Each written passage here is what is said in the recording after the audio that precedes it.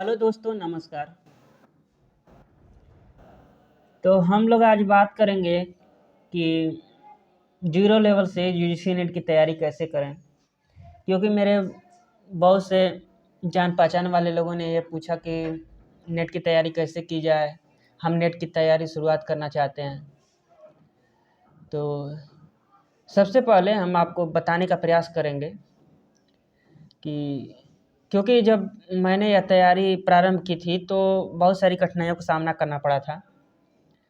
और पहली बात ये है कि सबसे पहले कि यूजीसी नेट की परीक्षा क्या है। तो आपको बता दें कि यदि आप इस परीक्षा को पास करना चाहते हैं तो आप सीधे असिस्टेंट प्रोफेसर बनने के योग्य हो जाएंगे। आप पीएचडी भी कर सकते हैं। तो और मान लीजिए दूसरी बात ये हो जाएगी कि इसकी तैयारी कैसे की जाए। तो मैं मानता हूँ कि आप लोग इस समय या तो एमए कर रहे होंगे या एमए कर चुके होंगे, क्योंकि यह तैयारी यहीं से प्रारंभ होती है। तो आप लोग एमए के दौरान जो चीज़ें पढ़ रहे हैं उसी को एक सिस्टमैटिक ढंग से पढ़ना प्रारंभ कर दीजिए, क्योंकि एकेडमिक आंसर लिखने के लिए एक अलग स्ट्रेटजी की आवश्यकता होती है। क्योंकि जैसे मान लीजिए आप पेपर लिखने जाते हैं तो एक लॉन्ग आंसर एक शॉर्ट आंसर इस तरह से लिखना होता है, लेकिन ये जो कंपटीशन वाला एग्ज़ाम होता है इसके लिए एक अलग स्ट्रेटजी होनी चाहिए। मान लीजिए आपके गोदान से प्रश्न आ रहा है, तो ये ज़रूरी नहीं है कि गोदान से प्रश्न आ गया कि होरी की क्या मनोवृत्ति थी, उसकी दशाएं क्या थीं। वो तो चीज़ें ठीक है, चलिए कि मान लीजिए हो गया, उस पर लिख दिए आप 4 लाइन 10 लाइन। यहाँ पे आपको होता है कि कूट का चयन करना होता है और एक अच्छी स्ट्रेटजी के साथ इसको हल करना होता है। तो सबसे पहले कि आप लोगों को तैयारी प्रारंभ करते समय किन किन चीज़ों की ज़रूरत पड़ेगी। तो पहला बात हो जाती है कि सिलेबस।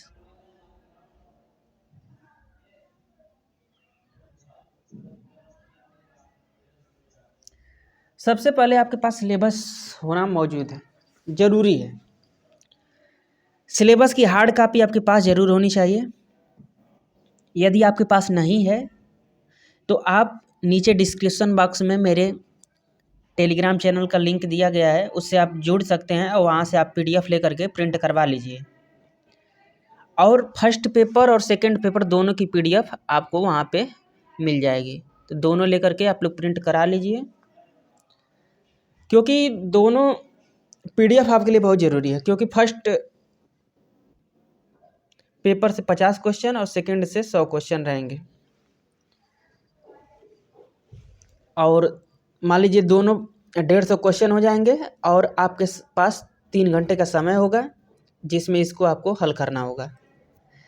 तो इस अप्रोच के साथ आपको तैयारी करनी होगी। और एक महत्वपूर्ण बात यह है कि आप लोगों का पेपर जो है वो ऑनलाइन होगा, ठीक है।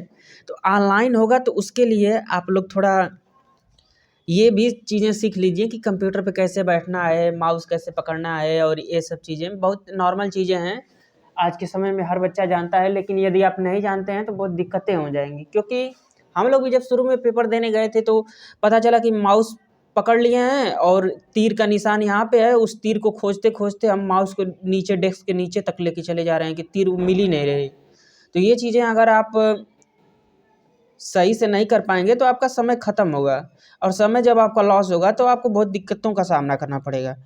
तो ये चीज़ें आप लोग किसी साइबर कैफ़े में बैठ करके 2-4 दिन ये चीज़ें देख लीजिए और इस पे थोड़ा आप लोग कमांड कर लीजिए, क्योंकि ये चीज़ें बहुत ज़रूरी होती हैं। उसके बाद मान लीजिए कि जैसे आपका फर्स्ट पेपर में 10 यूनिट होती है और सेकंड पेपर में 10 यूनिट होती है।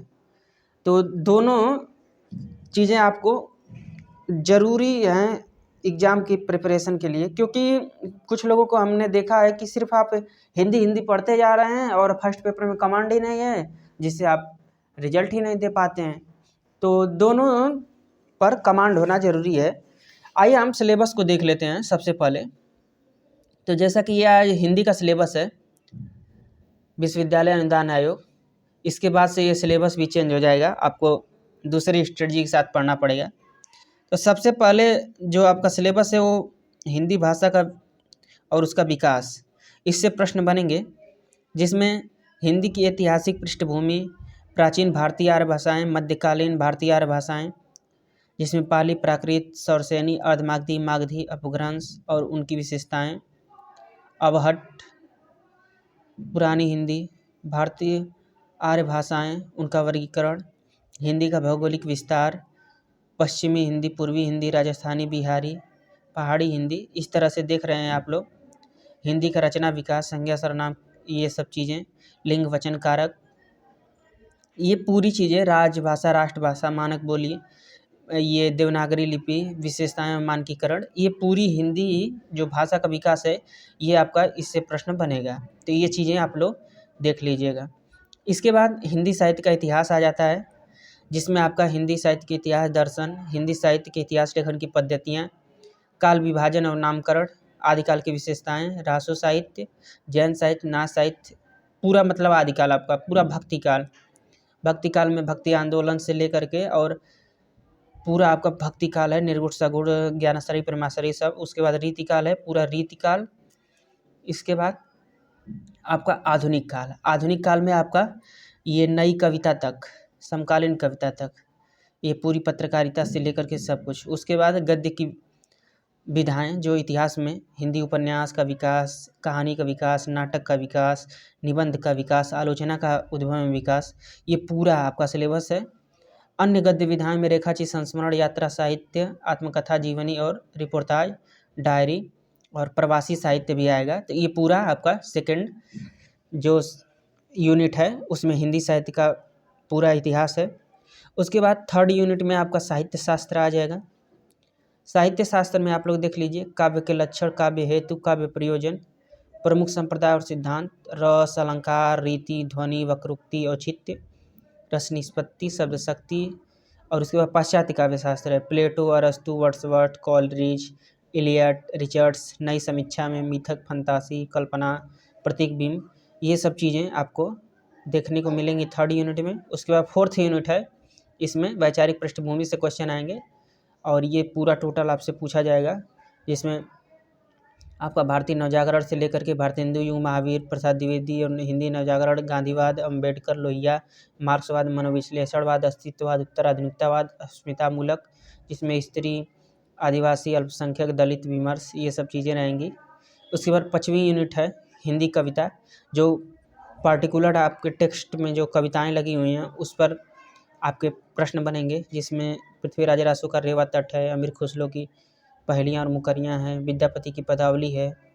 उसके बाद कबीर की जो रचनाएं हैं हजारी प्रसाद द्विवेदी ने संकलित किया था वो रचनाएं, जायसी ग्रंथावली है, सूरदास का भ्रमर गीत सार है, तुलसीदास का रामचरितमानस का उत्तरखंड है, बिहारी सस्सई के 1 से 50 तक दोहे हैं, घनानंद कवित के 1 से 30 तक दोहे हैं, मीरा के प्रारंभ के 20 दोहे हैं, ये संकलन विश्वनाथ त्रिपाठी जी का। उसके बाद प्रिय प्रवास है, भारत भारती और साकेत का 9वां सर्ग है, आंसू, कामायनी का 3 सर्ग है। तो ये चीज़ें आप लोगों को पूरा देखना है, पूरी कविताएं हैं, ये देख लीजिए पूरी कविताएं हैं। उसके बाद आप में उपन्यास लगाए, उपन्यास का टेक्स्ट पार्ट, इससे प्रश्न बनते हैं और डीपली प्रश्न बनते हैं। तो ये चीज़ें, देवरानी जेठानी की कहानी, पंडित गौरीदत्त, लाला श्रीनिवास दास परीक्षा गुरु, प्रेमचंद गोदान, अज्ञे शेखर एक जीवनी, हजारी प्रसाद द्विवेदी बाणभट्ट की आत्मकथा, फणेश्वर नाथ रेणु मैला आंचल, यशपाल झूठा सच, अमृतलाल नागर मानस का हंस, तमस, राग दरबारी, जिंदगी नामा, आपका बंटी, धरती धरना अपना, ये चीज़ें पूरी पूछी जाएंगी। उसके बाद हिंदी कहानी है, कहानी में चंदे से मेरी बातें, दुलाई वाली, एक टोकरी भर मिट्टी, राही, ईदगाह, दुनिया का अनमोल रतन, कानों में कंगना, उसने कहा था, आकाशदीप, अपना अपना भाग, ये पूरी कहानी आपको पढ़नी पड़ेगी, क्योंकि कहानियों से एक एक लाइन से क्वेश्चन बनते जाते हैं। उसके बाद पूरा हिंदी नाटक है आपका, ये पूरा नाटक आपको पढ़ना पड़ेगा, ठीक है। हमारे कहने का मतलब है कि आपको पूरा सिलेबस पढ़ना पड़ेगा, क्योंकि अब क्वेश्चन ऊपर ही नहीं पूछे जा रहे हैं आपके। ये नहीं है कि टीजीटी पीजीटी लेवल के क्वेश्चन आप तैयार करके आप नेट जेआरएफ क्लियर कर लेंगे, तो ऐसा नहीं है आपका। देखिए ये पूरा निबंध है, ये पूरे निबंध पढ़ने पड़ेंगे, ये अन्य गद्य विधाएँ हैं, इनको भी पूरा देखना पड़ेगा। ये पूरी अन्य गतिविधियाँ हैं जिसमें यात्रा, संस्मरण, जीवनी, रेखाचित्र, ये सब चीज़ें हैं, तो ये पूरा आपको देखना पड़ेगा। बाकी आइए हम लोग फर्स्ट पेपर भी देख लेते हैं, क्योंकि फर्स्ट पेपर क्या होता है कि बच्चे देखते नहीं हैं और इससे बहुत गलती होती है। ये देखिए, ये आपका फर्स्ट पेपर है। इसमें प्रथम प्रश्न पत्र में आपके 50 क्वेश्चन पूछे जाएंगे, जिसमें टीचिंग एप्टीट्यूड है, शिक्षण से आपके क्वेश्चन पूछे जाएंगे। आपके 5 क्वेश्चन शिक्षण से रहेंगे, जिसमें शिक्षण की अवधारणाएं, उद्देश्य, शिक्षण का विकास स्तर, स्मरण शक्ति, विचारात्मक विशेषताएं और मूल अपेक्षाएं, फिर किशोर वयस्क विद्यार्थी की अपेक्षाएं, ये पूरी चीज़ें हैं। आप लोग ये मूल्यांकन प्रणालियाँ, ये सब कंप्यूटर आधारित शिक्षा, ये सब चीज़ें आप लोग देख लीजिए। उसके बाद शोध से भी क्वेश्चन पूछे जाएंगे, क्योंकि आप यूजीसी नेट क्लियर करके शोध ही करेंगे तो ये ज़रूरी हो जाता है आपके लिए। तो शोध का अर्थ एवं परिभाषा, शोध की पद्धतियाँ, शोध के चरण, शोध प्रबंध एवं आलेखन, शोध में आईसीटी का अनुप्रयोग, शोध की नैतिकता क्या है, ये सब चीज़ें। उसके बाद बोध से प्रश्न रहेंगे, एक गद्यांश दिया जाएगा, उस गद्यांश से प्रश्नों का उत्तर देना रहेगा।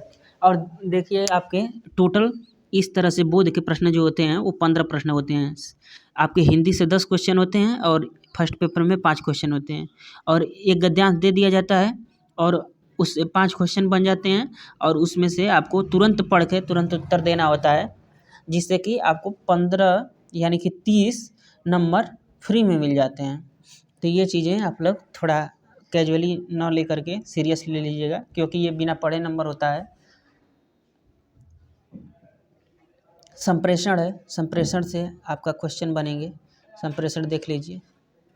उसके बाद गणितीय तर्क एवं विवृत्ति से आपके क्वेश्चन रहेंगे।